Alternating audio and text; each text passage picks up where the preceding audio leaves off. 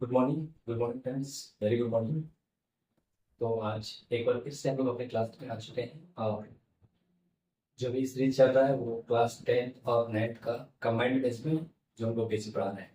First chapter, चूंकि आपको पता है क्लास 10 का जो चैप्टर का नाम है वो हमारे पास है वास्तविक संख्या। वास्तविक संख्या क्लास 9 संख्या पद्धति। संख्या पद्धति और इसी संख्या पद्धति के अंतर्गत हमको वास्तविक संख्या भी पढ़ना और काल्पनिक संख्या भी पढ़ना है। ठीक है, इसलिए मैं दोनों को कंबाइन करके एक साथ में बताने की कोशिश कर रहा हूँ। तो पीछे की सीरीज में हम लोग चलते हैं। पीछे हमने क्या बताया था आप देख पा रहे होंगे, पीछे वाली क्लास थोड़ा सा देखिए इसमें।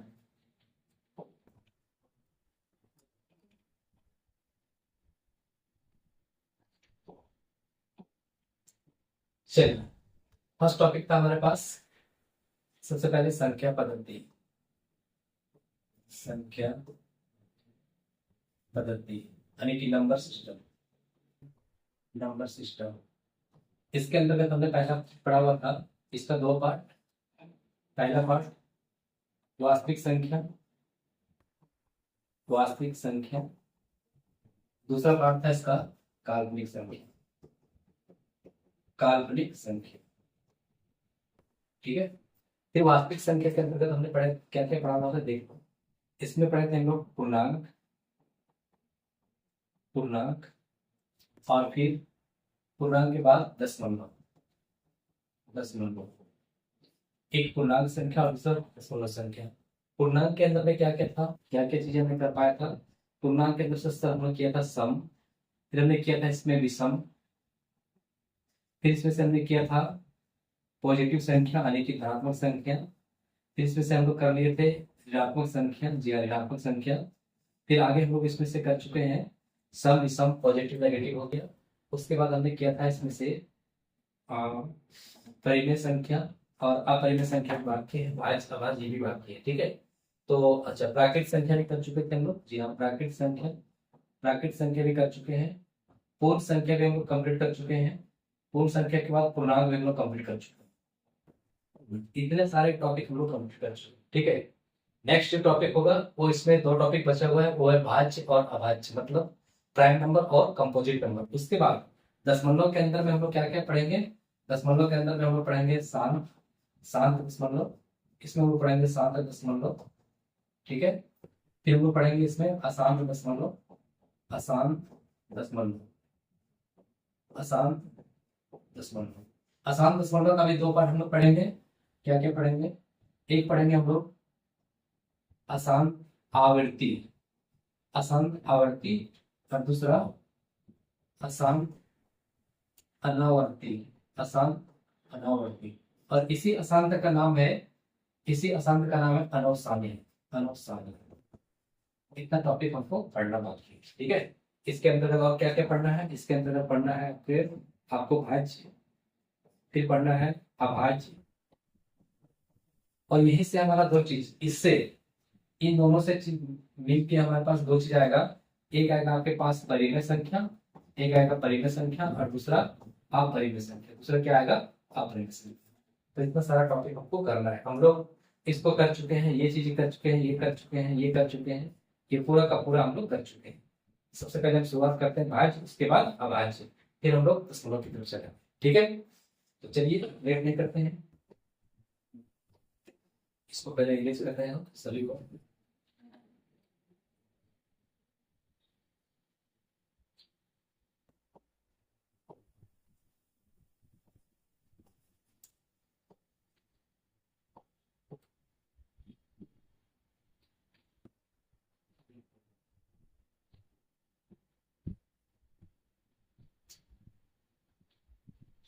चलिए टॉपिक पे हम लोग आते हैं।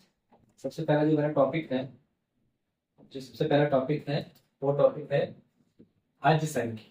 वो क्या है, भाज्य संख्या। भाज्य संख्या जिसको अंग्रेजी में बोलते हैं composite number, composite number, composite number. जी हाँ, भाज्य संख्या कंपोजिट नंबर। कंपोजिट नंबर का मतलब क्या होता है, थोड़ा सा ध्यान से देखिए। कुछ संख्या हमारे पास ऐसे है, जैसे हम लेके चलेंगे 4, जैसे हम लेके चलेंगे 6, जैसे हम लेके चलेंगे 8 को, जैसे हम पकड़ेंगे 9 को, फिर हमारे पास 10 हो गया, फिर हो गया 12, फिर हो गया 15, इस तरह का कुछ संख्या है।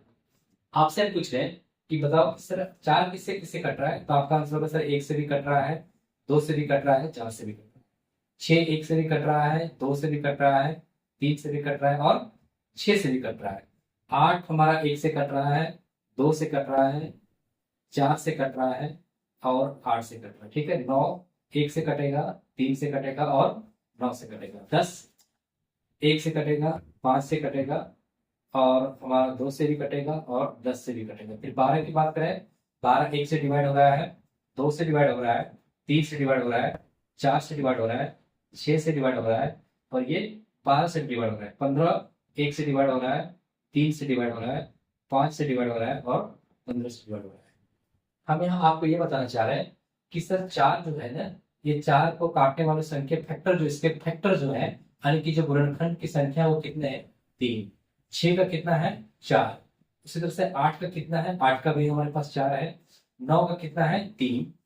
10 का कितना है, 10 का भी 4 है। 12 का कितना है, 12 का टोटल 6 है और 15 का इसी तरह से कितना है, 4 है। 15 का 4 है। हम यहाँ पे देख पा रहे हैं कि जो भी फैक्टर जो है, फैक्टर जो भी है, फैक्टर इन सभी संख्याओं का जो भी है, यानी कि इन सभी संख्याओं का गुणनखंड जो भी है, वो जो है 3 और मोर देन 3, मोर देन 3 मतलब 3 और 3 से अधिक है, 3 और 3 से अधिक है। तो जब किसी की संख्या का फैक्टर जो होता है गुणनखंड, यानी गुणनखंड का मतलब जो जो संख्या उसको काट सके, दी गई संख्या को जो जो संख्या उसको काट सके, तो जितने भी संख्याएं जो काटने वाली होती है उसका फैक्टर कहलाता है। ठीक है, वो उसका गुणनखंड कहलाता है। तो जो भी संख्या हम यहाँ पे बोर्ड पे लिखे हुए हैं, आपको जो स्क्रीन पे दिख रहा है, उनमें से आप जितने भी संख्या का जो फैक्टर है वो 3 या 3 से अधिक आपको दिख रहा है। तो जिस किसी भी संख्या का फैक्टर जो है गुणनखंड 3 या 3 से अधिक हो जाए, 3 या 3 से अधिक हो जाए, मोर देन 3 हो जाए, वो सभी के सभी क्या कराते हैं, भाज्य संख्या कराते हैं। वो सभी के सभी संख्या क्या कराते हैं सर, भाज्य संख्या कराते हैं। ठीक है प्यारे बच्चों, वो सभी के सभी क्या कराते हैं, भाज्य संख्या कराते हैं। चलिए इसको हम लिख देते हैं। अच्छा, दूसरी तरफ और दूसरी तरफ लिखते हैं। चलिए इस और आइए, 2 की बात करें, 5 की बात करें, 7 की बात करें, 11 की बात करें, 17 की बात करें, 13 की बात करें, तो आप देख रहे हो कि सर 2 1 से कटता है और 2 से कटता है। 5 1 से कटता है और 5 से कटता है। 7 1 से कटता है और 7 से कटता है। 11 1 से कटता है, 11 से कटता है। 1 से कटता है और 17 से कटता है। हम इन सभी संख्याओं में क्या देख रहे हैं, इन सभी संख्याओं में कितना देख रहे हैं, मात्र 2 फैक्टर। यहाँ भी कितना, मात्र 2 फैक्टर। यहाँ भी कितना, मात्र 2 फैक्टर। इसमें भी 2 फैक्टर, इसमें भी 2 फैक्टर। 2 फैक्टर कहने का मतलब क्या हो गया, 2 फैक्टर कौन कौन सा हुआ, एक तो 1 हो गया, सब में 1 दिख रहा है, एक तो 1 हो गया, और दूसरा में जो संख्या है वो स्वयं काट रहा है, जो संख्या हम लिखे हुए हैं वो स्वयं काट रहा है। ठीक है, तो इसका 2 फैक्टर कौन कौन सा हो गया, एक हो गया और एक 2, मतलब स्वयं वही संख्या हो गया। तो इस तरह के जितने भी नंबर्स हैं, नंबर सिस्टम में इस तरह से जितने भी नंबर हैं जो स्वयं से कटे और मात्र 1 से कटे, जो स्वयं से कटे और 1 से कटे, वे सभी के सभी संख्या के कहलाते हैं। वे सभी के सभी संख्याएं क्या कहलाते हैं, अभाज्य संख्या कहलाते हैं। वे सभी के सभी संख्या क्या कहलाते हैं, अभाज्य संख्या कहलाते हैं।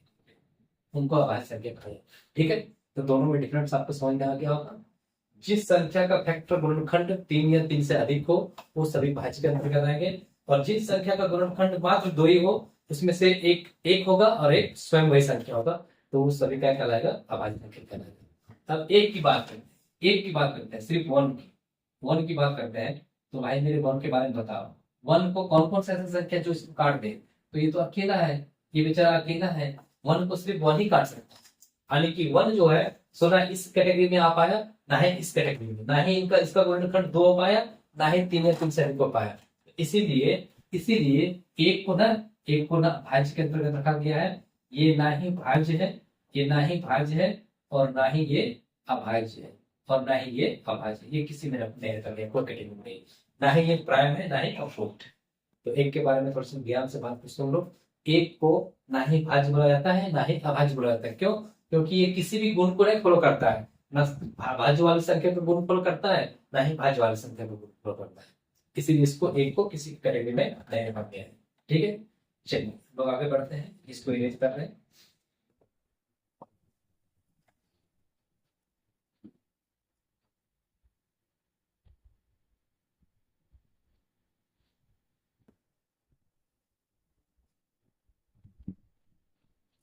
चलिए टॉपिक है हमारे पास भाज्य संख्या। क्या है?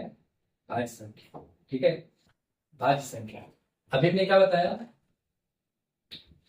वे सभी संख्याएं, वे सभी संख्याएं जिनके तीन या तीन या तीन या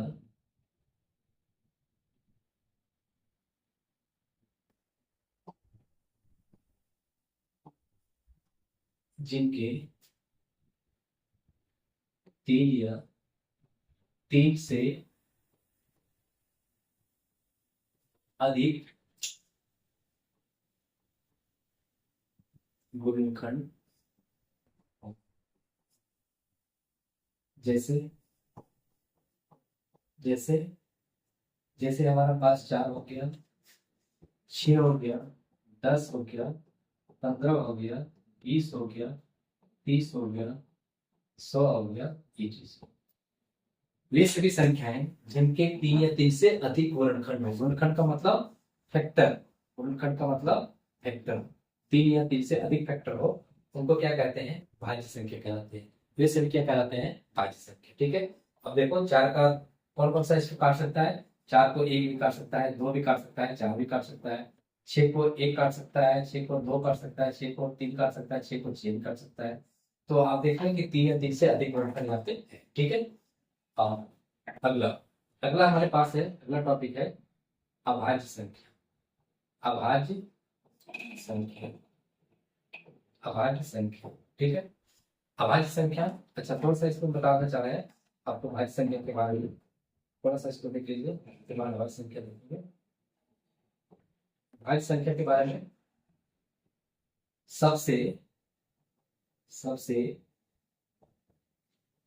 छोटी समभाज्य संख्या, समभाज्य संख्या बराबर होगा 4, और सबसे सबसे बड़ी सबसे बड़ी विषम विषम भाज्य संख्या बराबर कितना होता है? 9। कितना होता है? 9।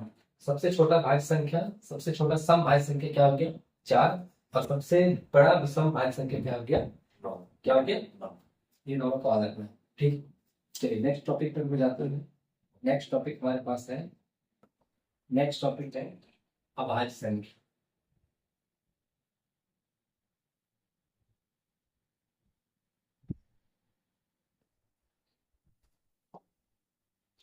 नेक्स्ट है अभाज्य संख्या। इसको अंग्रेजी में बोलते हैं हम लोग प्राइम नंबर, अंग्रेजी में इसको बोलते हैं प्राइम नंबर। अभाज्य संख्या, अभाज्य संख्या में हमने आपको क्या बताया? वे सभी संख्याएं, वे सभी संख्याएं वे सभी संख्याएं जिनके जिनके मात्र 2 ही गुणनखंड, जिनके मात्र 2 ही गुणनखंड। कौन कौन सा?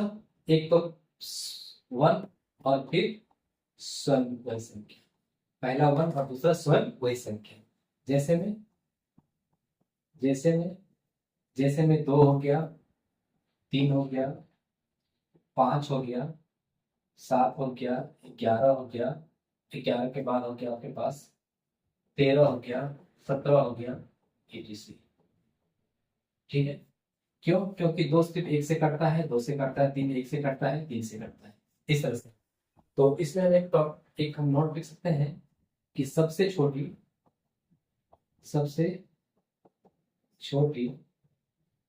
अभाज्य वो भी कौन सा अभाज्य, सम अभाज्य संख्या बराबर 2, और सबसे छोटी अभाज्य विषम संख्या, विषम अभाज्य कौन सा हो गया, आंसर होगा 3।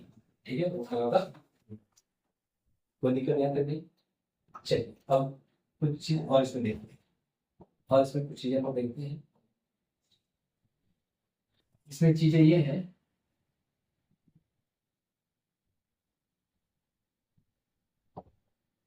कि एक से नहीं, टोटल पहले अभाज्य संख्या हम लिख लेते हैं। टोटल अभाज्य संख्या हमारे पास कितना, उसको लिख लेते हैं। टोटल अभाज्य संख्या पहले 2 से शुरू होता है, 2 के बाद 3, 3 के बाद 5, 5 के बाद 7, 7 के बाद 11, 11 के बाद 13, 13 के बाद 17, 17 के बाद 23, 23, 29, 31, 31, 37, 41, 43, 47, 47 के बाद हो गया 53, जी हाँ 53, फिर 61, 61 के बाद 67, 7 से 67, फिर आ गया 71, 71 के बाद 73, 73, 73 के बाद हो गया आपके पास 73, फिर हो गया आपके पास 83, 79, 79, जी हाँ 79 हो सकता है, 79 वो देख लेंगे, 79,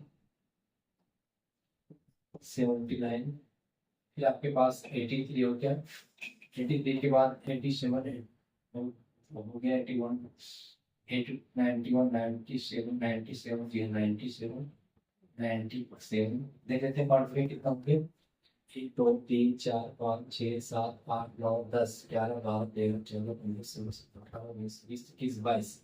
अच्छा आंसर छोटा है, डेटा कौन छोटा हमारे पास, 3 छोटा भाई मेरे, 31, 47 हो गया, इधर तो 15 है, 1, 2, 3, 4, 5, 6, 7, 8, 9, 10, 11, 12, 13, 14, 14 हो गया, 1 छूट गया, 3, 2, 3, 5, 2, 3, 5, 7, 9, 11, 13, 17, 19 छूट गया, जी हाँ 19 छूट गया, 15 हो गया यहाँ तक कंप्लीट।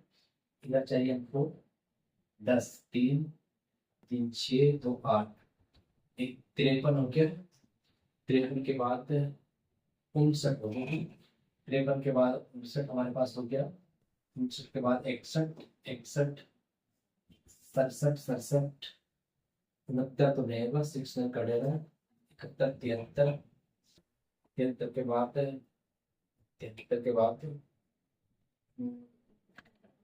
76 में 79, 79 ठीक है, 79 के बाद 81, 83, 83 सही है, 89, 89 शायद 89 और 89 के बाद 97, 1, 2, 3, 4, 5, 6, 7, 8, 9 10। चलिए ये करेंगे लोगों, ये पूरे 1 बिटवीन 1 to 100 के बीच में ये सभी अभाज्य संख्याएं हैं, 2, 3, 5, 7, 11, 13, 19, 17, 19, 23, 29, 31, 37, 41, 43, 47, फिर 53, 59, 61, 67, 71, 73, 79, 83, 89, 97। ठीक है, इसका मतलब हम कैलकुलेशन ये निकाल सकते हैं कि सर 1 से लेकर के 50 तक के बीच में, 1 से 50 तक के बीच में अभाज्य संख्या जो है, वो टोटल कितना है 15, कितना है 15, और 50 से 100 के बीच में, 50 से 100 के बीच में अभाज्य संख्या बराबर कितना है 10, कितना है 10। तो 1 से 100 के बीच में कितना हो जाएगा, 1 से 100 के बीच में अभाज्य संख्या कितना हो जाएगा, आंसर आएगा 25, कितना जी 25, आंसर कितना आएगा आपका 25,